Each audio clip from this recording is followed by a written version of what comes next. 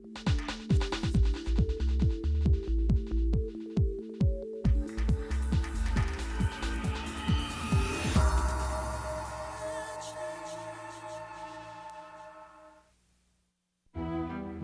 1876, Leopold, Duke of Albany, was a bachelor. Take a wife. Still don't have the data. I can't do analysis unless you give me numbers. Kate McKay has a successful career. You're a rarity among women, Kate.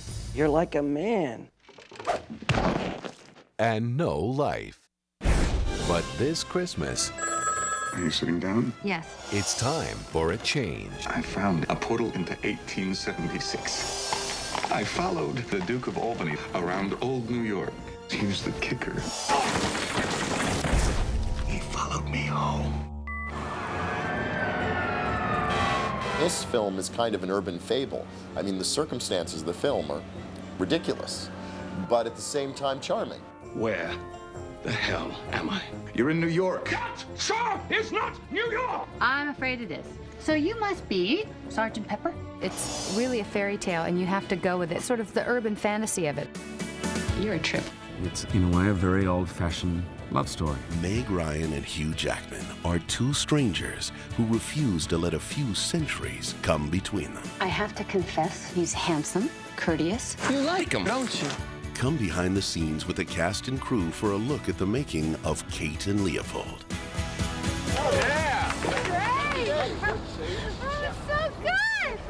You can scarcely see thanks to your spray. Time travel movies, fish out of water, drown them.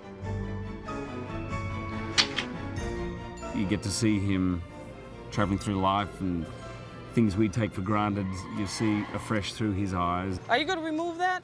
It's fun to work with great actors, and in this sense, Meg Ryan is an incredibly talented comedian, yet at the same time, an incredibly talented actress. But I do...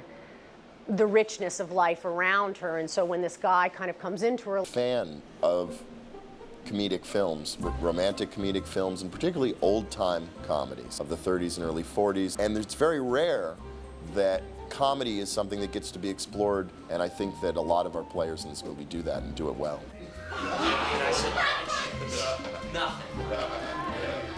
We got lucky because it's a great cast, and they all get along really well, and they're all really good in the movie. Brad and Natasha, steal scenes. Natasha's used to playing the edgy parts, but to cast her as kind of a dreamer. I'm not such a romantic that it doesn't go into some creepy territory of like this super fake, like, oh my God, and look at his muscles, this really weird thing that no one would. Really old city, places where things haven't changed at all.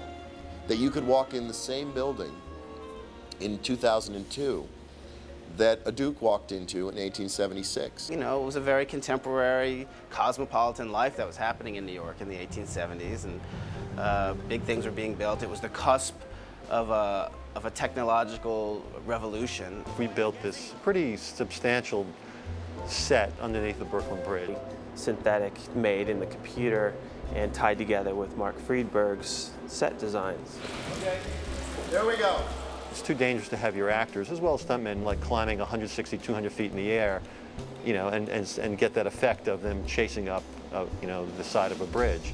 There are 4 or 5 shots of the bridge at night in a rainstorm that obviously have to be completely made up. So what we do is photograph Leopold or Stewart separately against the blue screen, reduce them down, and then we can then place them into a completely digital scene. It's sort of wonderful to see all of that recreated. I love films that take a leap of faith like that do something visually with the imagination. So, Jeannie, when Liev dumps the plank, give me one hit of lightning, boom, boom, boom, and that's it. Jim? Very, very quick. Yes, you can be out there. It was so much fun, and he created such a really happy working environment where everyone felt that they had the liberty to add stuff or ask. Challenge, and on every level. I mean, for Jim, visually, for Meg's part, my part, to bring all these things together was a great challenge, and if done properly, would, I think, be a film that I would be proud to be part of. I am the man who loves your sister. This movie poses the question, is there really the possibility for true romance, for true love? Can it really exist?